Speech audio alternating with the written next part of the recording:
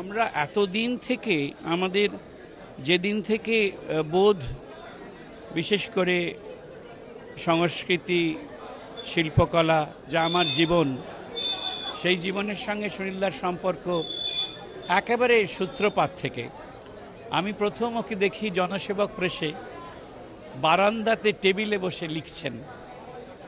তারপর তো আনন্দবাজারে, সেই আনন্দবাজারে আমার বোধ হয় কত বলবো 10-11 বছর বয়স থেকে যাতায়াত।